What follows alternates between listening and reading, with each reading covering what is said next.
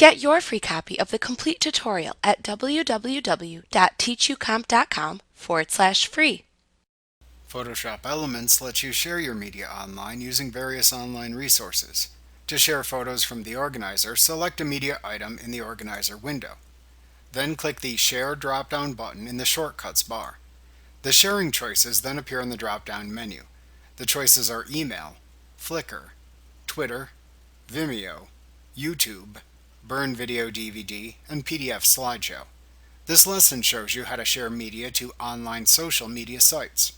You can share selected photos within the organizer to one of the social media sites that appears when you click the Share drop-down button in the Shortcuts bar.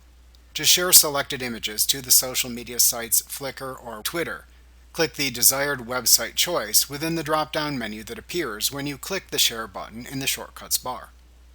Photoshop Elements optimizes your photos for sharing on those sites and then prompts you to enter your login credentials for the selected site.